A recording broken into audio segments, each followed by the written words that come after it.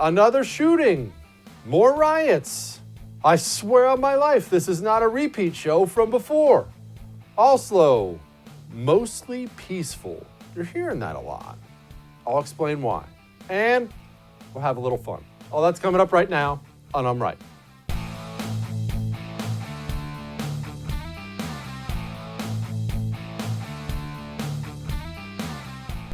Maybe you've heard there's more rioting, bricks thrown, people angry about a police officer involved shooting. Cops had to shoot and kill a man. Probably racially motivated again, right? Well, I'm going to show you the video in a minute. I'll warn you again before I show it in case you want to have the kiddos look away briefly. But it's tempting when you look at videos like this to say, man, what's the cop supposed to do, right? And that's valid. You can look at the video and say, what else is the cop supposed to do? The cop clearly did the right thing. I'm not pointing fingers at the cop. But that's not the problem. You see, if you and I watch this video and we say something like, well, what else is the cop supposed to do? These protesters don't even know what they're writing about. You're right. I'm right. But that's not addressing the real problem. The real problem is we've completely lost control of the narrative. It doesn't matter that this shoot I'm about to show you was 100% justified. The cop was 100% in the right. It doesn't matter anymore. Now, no matter what happens, when an officer is forced to discharge his weapon, if the man he shoots is a person of color, there's going to be a riot. Circumstances don't matter. Facts don't matter. And that's why you and I have found this past few months to be so incredibly frustrating. We stand up and we scream about facts all the time. How many times have you heard me come on here and say facts? Give me facts. I don't care about your feelings. Give me facts. We say that all the time.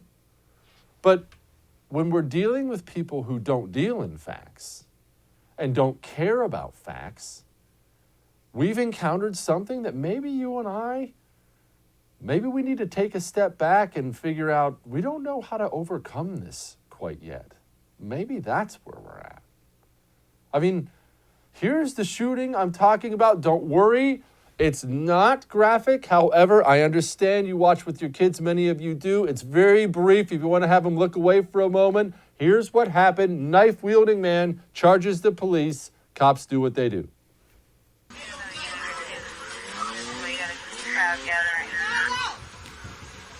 28's coming your way. Quarter 2's you boy. Where'd they go?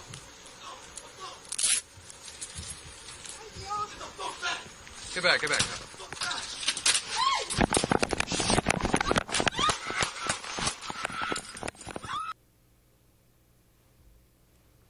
Hard to see there. Here, throw up that still picture in case you couldn't see it quickly. Yeah, that large object is the knife the man's running at police officers with. They had no choice. Everybody knows they had no choice. That's not news breaking. But how do we stop this? Are you and I just supposed to accept that there's going to be a violent riot every time a police officer discharges a firearm now? Because let me tell you how that ends. That ends with American cities being like something you'd see out of an Escape from LA or Escape from New York movie. That's how that ends. People are already fleeing these cities because of these riots. If it gets to be 6 months of this, a year of this, because there's always going to be a violent confrontation between police and criminals. That's the nature of police work. You wade through the muck all day long, you're going to get dirty at some point. So if there's always going to be a riot, we're going to have American cities becoming wastelands. And you may not be a city person. That's fine. I love the city. I love the country. I love it all. I grew up in Montana and I love New York City. I like everything. But maybe you're not a big city person. That's fine. They still matter, don't they? They matter to America. A big city, it's cool. It makes the country look good on the world stage. It's a good thing to have clean, vibrant, big cities. Tourists around the world, when they think about going to New York City now, you know what they're saying? They're saying, is it safe? I don't know, is it safe? That's not the conversation you want them having. You want them having the conversation of, man, I can't wait to see the Statue of Liberty.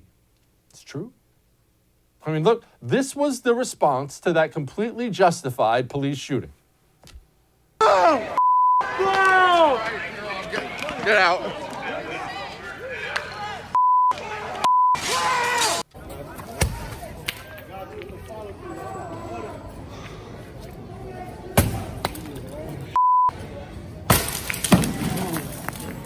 Hit it again. I'm trying to get I just don't want to get hit. I'm trying to get the ball.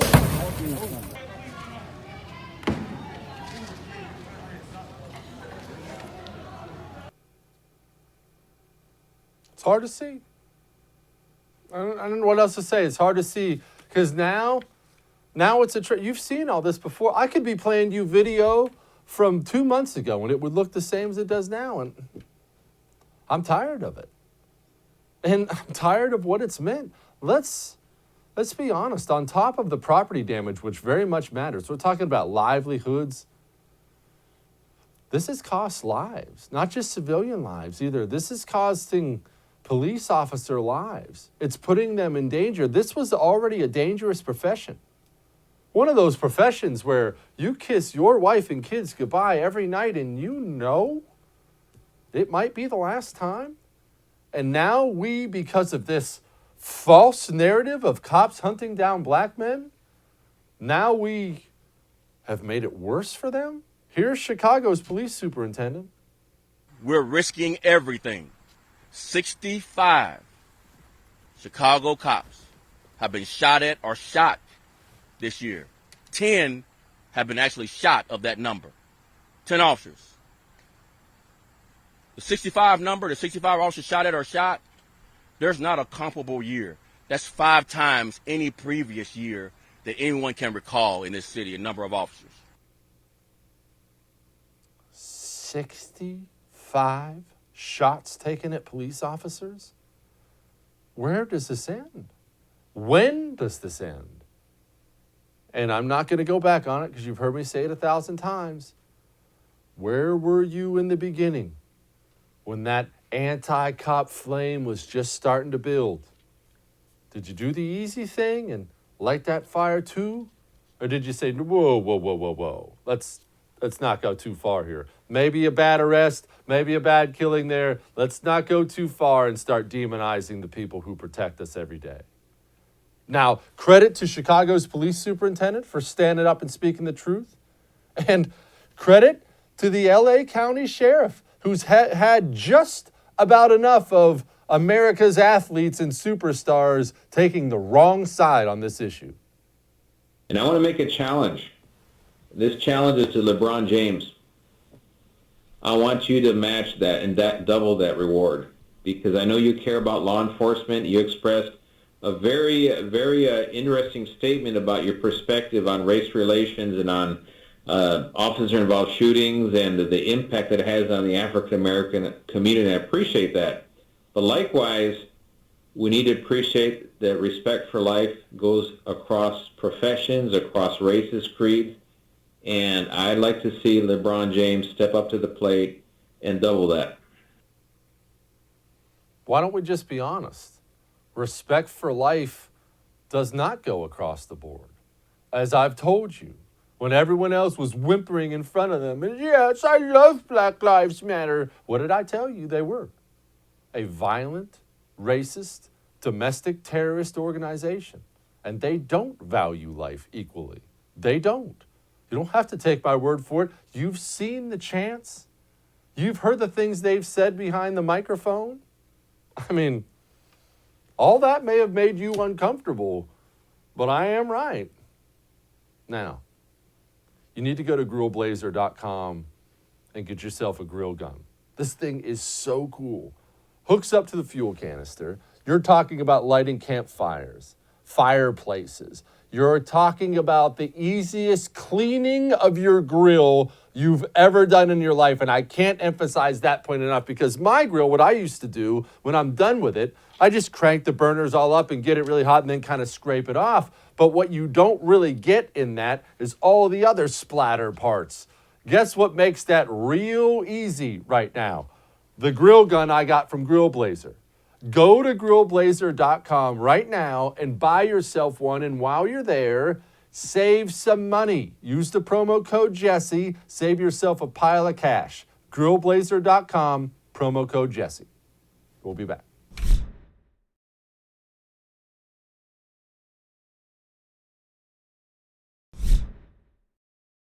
I don't like to make a lot out of a little. I don't like to overanalyze things, even though it's my job to come here and wow you with my brilliance every single night. And you know, I always succeed at that. However, sometimes I see something and I go, it's not as big a deal as people were making it out to be. And sometimes I see something and think, it's pretty revealing. I think there might actually be something there. I saw this and it was one of those revealing moments. Need to make sure you have a president in the White House who actually sees you, who understands your needs, who understands the dignity of your work, and who has your back. A Harris administration together with Joe Biden as the president of the United States, the Biden-Harris administration will have provide access to $100 billion in low-interest loans and investments for minority business owners. We will provide $15,000. Harris administration. I just wanted to make sure I heard that right. This is going to get uncomfortable now, because we have a couple things have built up, and now if there's another slip like that, another little mask slip, we may end up having some internal problems. And what are those couple little things? Well, one, we have Kamala Harris herself. Kamala Harris, by all accounts, in my opinion, should have been a star in that Democratic primary. I mean, you look at her, one of those people you look at on paper, obviously I disagree with everything she says, she's insane, but you look at her on paper and you think, that might fly, right? I don't care what you say, she's kind of hot, especially for a senator in her 50s, speaks really well, former DA, good resume, what's not to like? But there was always something missing there. There's something that does not connect Kamala or Kamala, I don't know, who cares? There's something missing. People don't like something about her, and it's ambition. She drips it. It's all over her. Every time she talks, everything she does, none of it looks genuine. It all looks so forced that it looks like somebody who will smile to your face and then slip a knife between your shoulder blades if it means her getting ahead. So she has that stigma about her. And you have the second thing, the big thing, the thing everyone's kind of dancing around right now. What if Joe Biden wins? How long does Joe Biden stay president of the United States? Obviously not wishing any ill will on the man or ill health or anything like that. I'd never do that. Let's keep in mind, though, I know, and I know you probably do too, older folks who have gone through what Joe Biden is clearly going through. The ones who did the best were given care and rest. In that condition, you need care and you need rest. You just have to have it. Joe Biden, in that condition, is going to take the most stressful job in the United States of America. A job that ages you when you're not even old. How long can he do that? Not very.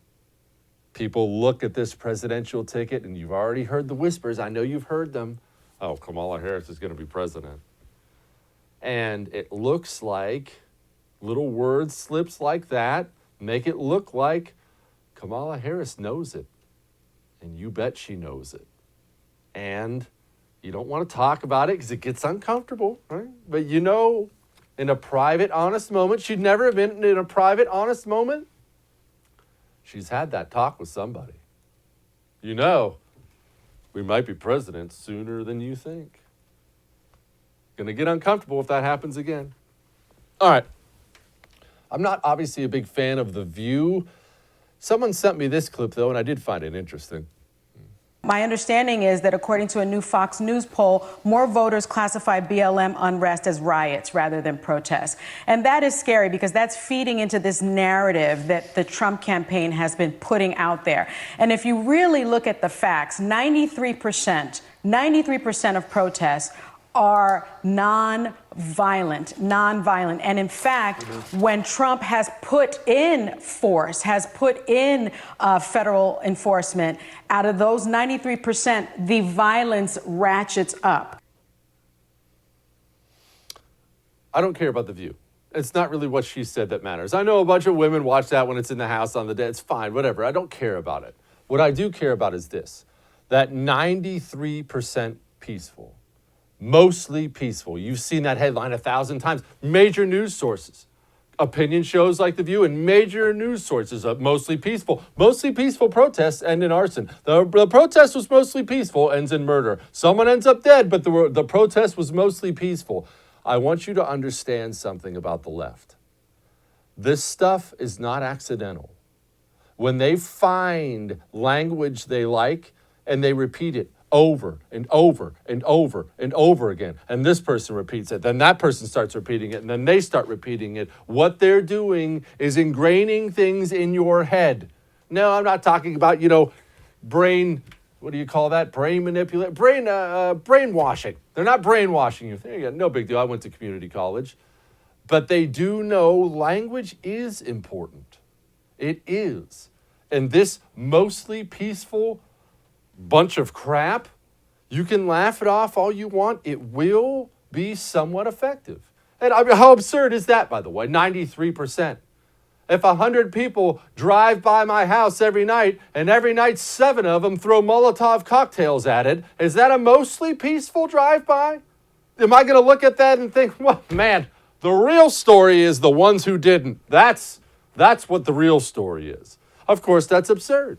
Black Lives Matter is a violent, racist, domestic terrorist organization that has been killing and hurting people across the United States of America for years. This isn't even something that just popped up. They've been killing people in the United States of America for years. They are the most powerful, violent, race hate group in the country. You can do this 93% thing all you want. It's true. It's true.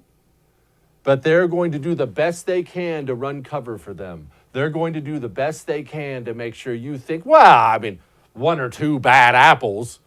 Keep in mind the entire Trump support base has been defined by one idiot in Charlottesville, but you get violent Black Lives Matter people in every city in the United States of America, and mostly good kids. A couple guys that screwed up once or twice is no big deal. They do that on purpose. Do not let them. Now, I know you're going to find this shocking.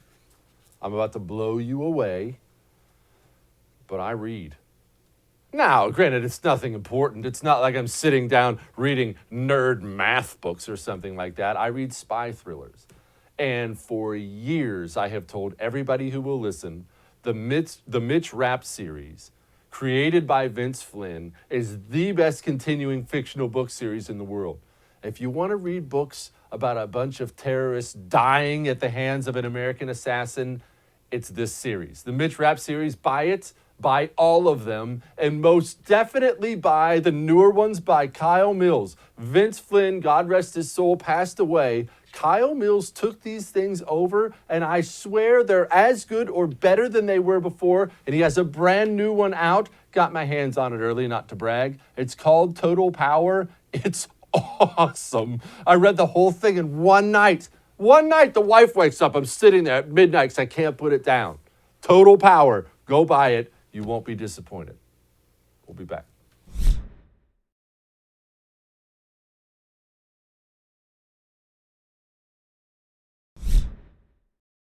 Joining me now is Pastor Darrell Scott. He's the author of Nothing to Lose, Unlikely Allies in the Struggle for a Better Black America. Pastor, what you got? Before we get to anything else, we got a big peace deal signed today with Trump. And dare I say it, we might actually get a positive headline for President Trump out of this. Maybe not, but possibly. Well, the left is going to try their best to spin it some other kind of way, but this is some undeniable positive activity by the Trump administration. So you're right. They're going to try to minimize it the best they can, but hey, it is what it is. It is what it is. All right, we have more ugliness out there when it comes to cops and protests. We had this guy in Tennessee, Munoz, I believe his name is. I may have that wrong. Got shot running at a cop with a knife. They're already protesting things. It's just so ugly right now. And I know most Americans just want it to stop. They just want everything to calm down and stop. How much of this is organized and how much of this is organic?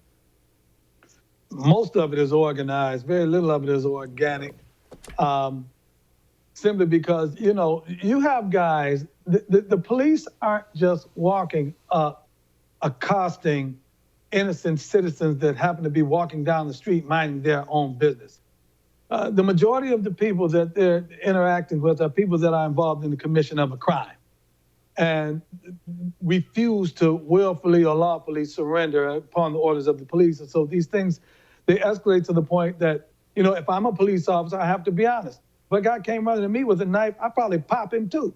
So it is what it is. And they're trying to use these incidents to decriminalize this behavior and to actually make martyrs out of these perpetrators and demonize and vilify the police. And the left, because they have made it an us against them relationship or scenario with the police, and I'm talking about the left all the way up to Congress and left-wing senators, they've made the police the enemy. So when the man on the street perceives the police as the enemy rather than as an enforcer of the law, they have no problem going after the police and being disrespectful towards them and even trying to harm them. And it's part of the mindset that the left has put in the minds of these people on the street. It's sad. It's sad. It's very sad. Pastor, I mean, we live in a society now where everybody and their brother has a Twitter account and a Facebook account. And you can send out whatever you want at any point. I don't believe, but I'm happy to be corrected, I don't believe anybody of any skin color, do not believe the majority of those people dislike police officers. I just don't believe that. I believe the angry miscreants get the loudest microphones, they get the most articles printed. I just do not believe there's this overwhelming animosity in America towards police. But am I naive? Is there some real axe to grind with the cops? No, it's not. You're absolutely right. The majority of the people that are protesting have had no negative interaction with the police. And so they're victims, actually. They're being led, they're being manipulated, and they're being used to further someone else's sinister agenda, somebody else's nefarious intent. But no, the police aren't the enemy of the community. The police are working to preserve and help keep our community safe. The minute we have some issues in the community, we're calling the police. And so, you know, they're also trying to make as if the black community hates the police when nothing can be further than the truth. The black community wants law and order in our communities as much as any other community wants law and order in their communities. The only element of society that has a problem with the police is the criminal element. When I was in the criminal element, I had a problem with the police. And so if you're not a criminal, if you're not committing crimes, you should have no problem with the police at all.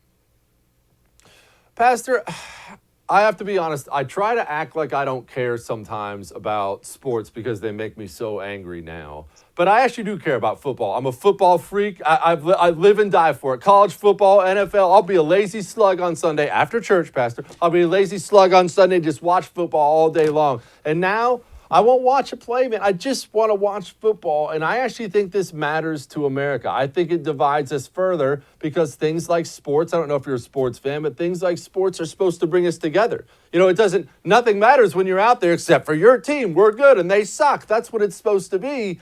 But we've lost that. And I think it hurts the country. You're absolutely right. And sports has been and should be the ultimate unifier with people. I mean, you can see people of all ethnicities in the stands together, rooting for the same team, teammates rooting for one another, hugging, embracing, interacting with each other, and nobody sees color. But now these players are trying to make political statements, and they're speaking out of ignorance. Now, when I say ignorance, I'm not saying stupidity, even though some of them are stupid. When I'm saying ignorance in the case of being uninformed, I talked to the great Jim Brown. And Jim and I are very good friends. And I asked Jim, I said, why do the athletes today in their public discourse, when they're going in front of the media or whatever, they're not as informed, they're not as capable of discussing these elements as the athletes in times past. And Jim said something I thought was very remarkable. He said, you have to understand, the professional athletes of my time were all college graduates. And, you know, because there was a stipulation, you had to be a college graduate in order to play professional sports. Nowadays, you got kids coming out of high school playing professional sports that really don't even have more than a 7th or 8th grade education level, if that much. They've been collared and pampered all the way through school. And once they knew they were turning pro, they didn't have any care about academics at all. And now here they are with a platform where they have to address the American public, and their lack of intelligence, their lack of a world view, their lack of knowledge and understanding concerning civics is woefully lacking. And you hear it when they open up their mouth. You hear it when LeBron James pops off and acts like police officers are hunting black people up and down the street. And then when you see a officer get killed by a random black person, he has no comment about that. He needs to just, like Laura Ingraham said, shut up and dribble, man. Yeah, you know, that is something that's always bothered me about somebody like him, somebody like Oprah, somebody who's achieved the highest level of success any human being can achieve. I mean, they've achieved higher levels than I'll ever get to by a mile, than 99.9% of other people have. And not only that, LeBron had a rough upbringing, overcame some rough stuff to do it. That should be an inspirational story, should it not? I mean, I don't understand how you get to that point of that kind of achievement and look around and say, this country sucks. I think it's really cool what he did, and that's what I'd like to hear. And you know what else, though? One thing that LeBron can't deny is the positive influence, impact, and interaction he's had with white people in his life that helped him get to where he is. It reminds me of the 60s when Muhammad Ali, when he was with the black Muslims and he was anti-white, but Angelo Dundee was his trainer.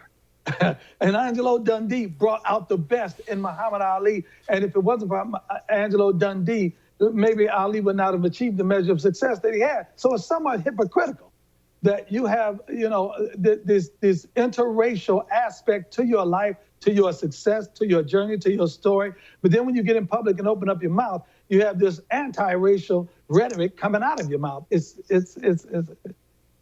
fake. That's what it is. It's hypocritical and fake. Why is Joe Biden doing this, Pastor? I honestly, he gave another speech today, man. And look, I'm genuinely not trying to be mean. I'm not going to be mean, especially in front of a man of God. But the man is struggling. Whether it's age, whatever it is, he's struggling mightily. That's retirement time, isn't it? I mean, look, when I even start to flirt with that, I'm going to go and sit in my house. And if you need me, I'll be reading a book or watching some TV. He's running for the most stressful job in the world. I don't understand why. Why not just go rest? You're absolutely right. I mean, look, I'm looking at myself at my age, and I can see a difference between me and 20 years ago. I'm slipping sometimes. My memory isn't what it used to be. And if that's the case with me, look at Joe. Now, Joe, you need to go sit down, Joe. You need to sit down and tell him you're not doing this anymore, Joe, because America's starting to feel sorry for you. Even your enemies and your opponents and your adversaries are starting to feel sorry for you. The right is feeling sorry for you because, Joe, it's senior citizen abuse, man. They're forcing you to do something that you really aren't up and capable and able to do. So you need to stop it, Joe, and go sit down because it's becoming glaringly obvious that you don't have the mental capacity to handle the rigors of this job. You just don't have it. Joe's standing in a cornfield. Who the heck does a speech in a cornfield? Joe did a speech in the cornfield. Joe! Pastor Darrell Scott, thank you, sir.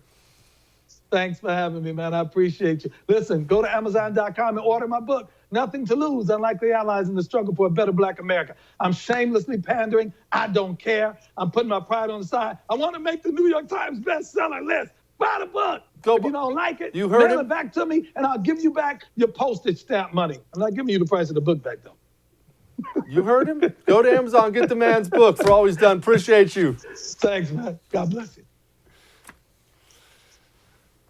It's a dangerous world out there. I don't know that I have to twist your arm right now to convince you why you would need a Vault Pro safe.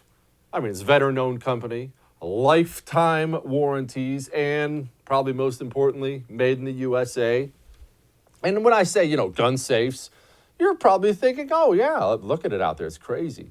But it's more than just gun safes. And it doesn't have to be just an obligation. They have vault doors. They have walk-in vaults. They have storm shelters. Just go to vaultprousa.com and see the things they have. You might want to have your wallet ready like I did because you're going to end up buying something. Oh, good news on that front. They still have Labor Day sale items. Really, really good ones. I checked right before the show. They have great Labor Day sales as we speak. Go to vaultprousa.com right now. Don't forget, use the code Jesse. You're going to save yourself a pile of money. Vault Pro USA, use the code Jesse. We'll be back.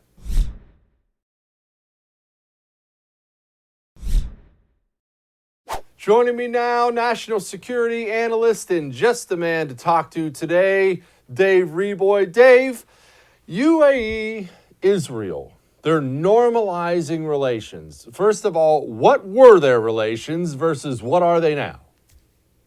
So we should add Bahrain in there too, because we've got a kind of trifecta today for the Abraham Accords. But yeah, I mean, it's a little bit unusual of a peace treaty in the sense that there was no state of war declared between these countries.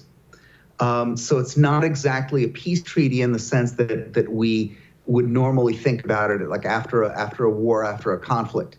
But really, there was a conflict and there was a long war diplomatically for the last several decades, really since the establishment of the State of Israel in 1948, and then again through the 70s, 80s, and 90s, and really 2000s, when a lot of these Arab countries just refused to recognize Israel.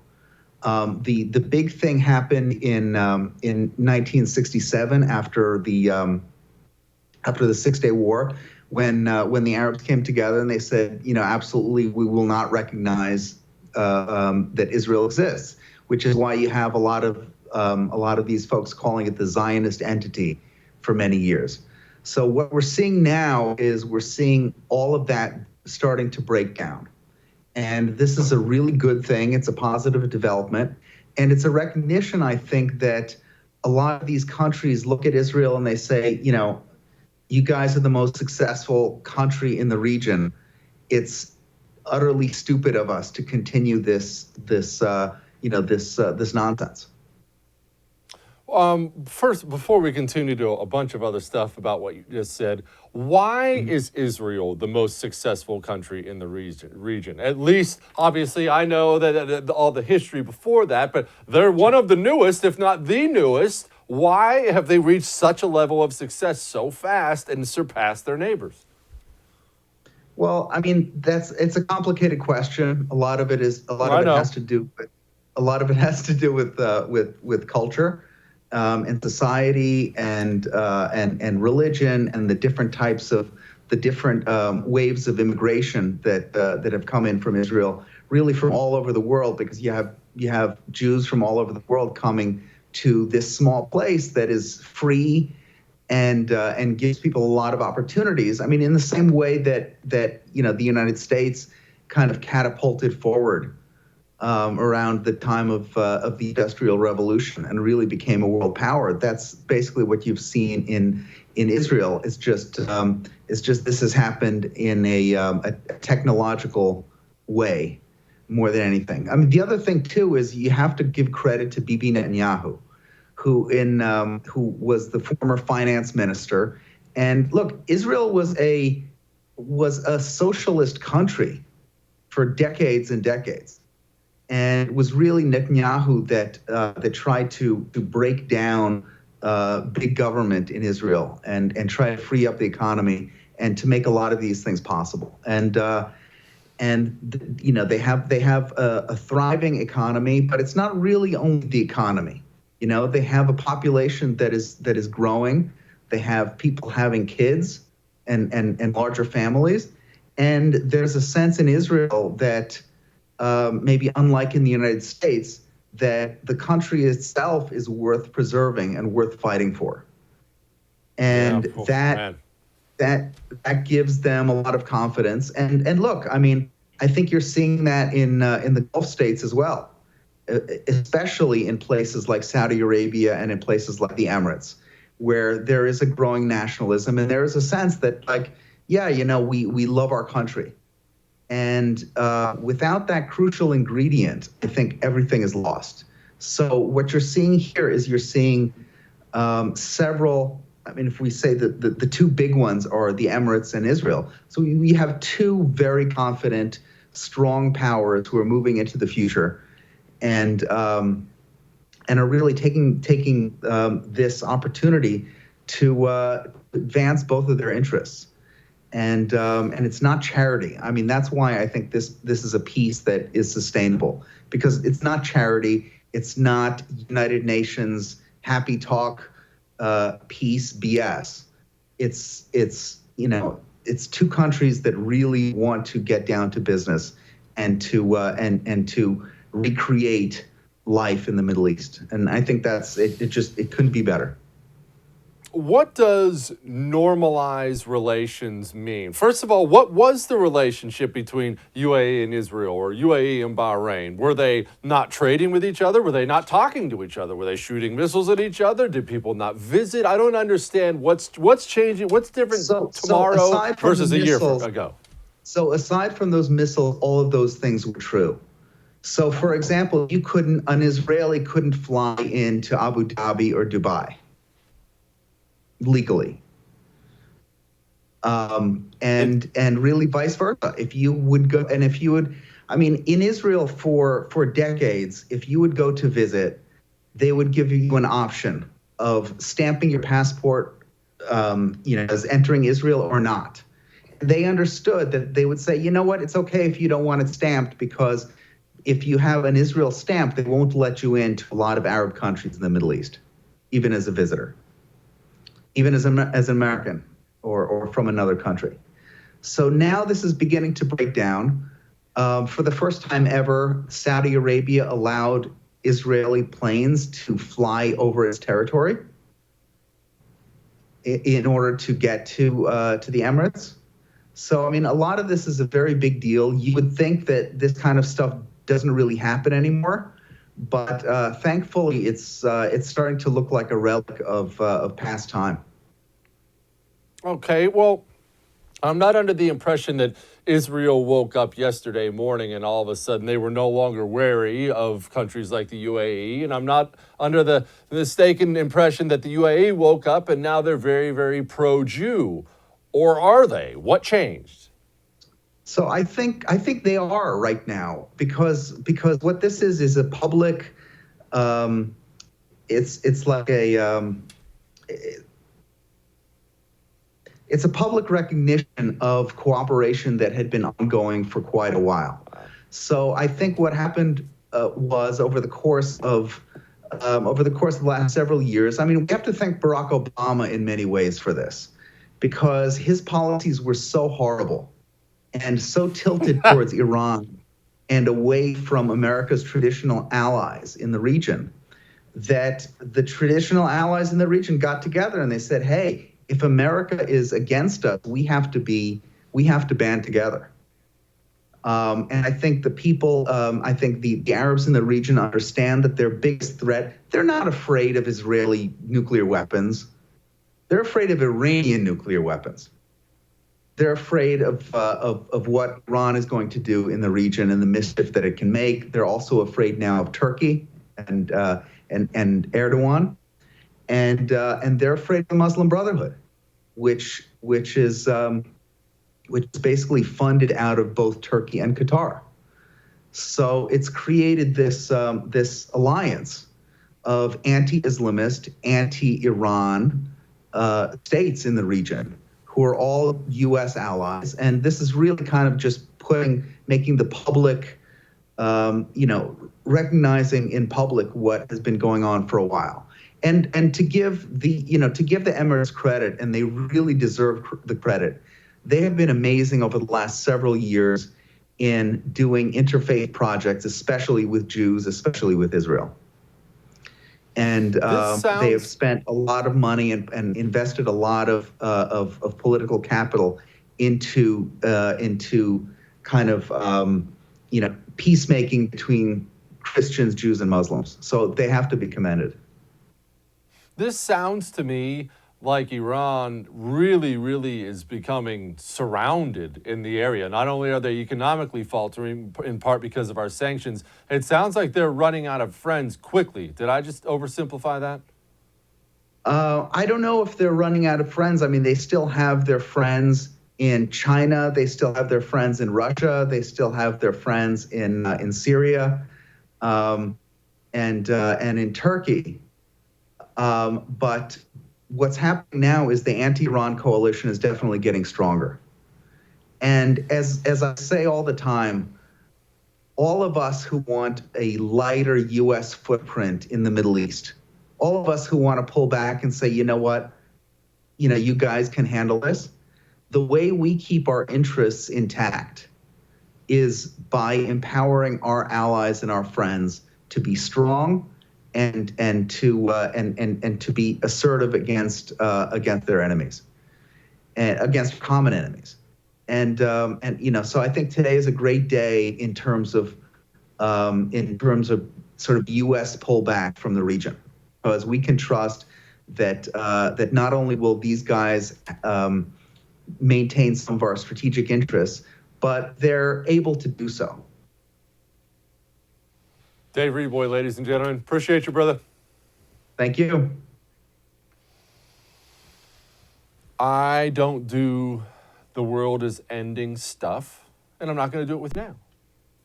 The world's not ending. I mean, at least I don't think tomorrow, but the stock market bubble might burst tomorrow. That's the problem with these market corrections, as they put it. You don't know. You oftentimes don't get a heads up at all. If you actually study the stock market crash, the big one that led to the Great Depression, it was not there, and then it was there all of a sudden. And the fundamentals of something like that are all laid out for us. Massive deficit spending. The debt is mind-numbing. Business closures at a rapid rate, which is undermining the tax revenue of the government. Everything is there to show you you're in a bubble. You don't have to freak out. You don't have to pull all your money out of the bank. Just go buy a gold IRA with Gold Alliance so you're backstopped against things like this. Diversify. Gold Alliance has an A+ rating with the Better Business Bureau. Just get a gold IRA. Go to goldalliance.com/Jesse. That's goldalliance.com/Jesse. We'll be back. How about you take a moment and feel good about America and the awesome things America can do and produce? You know, wildfires are obviously a big problem right now. You see what's happening in Oregon and California and everywhere, and all the arsonists, and it's crazy, right? And people are losing their lives and homes. And how are we attacking it? Well, here's one of the things America can do.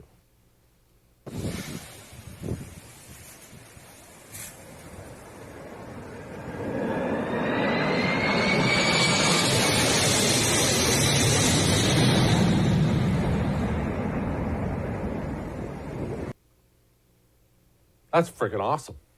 I love this country. Remember something. You've heard me yell a lot about the economy, especially during coronavirus, and everyone was worried and wearing a mask and whatnot. That's what buys planes like that. The economy. Let's get it rolling again. I'll see you tomorrow.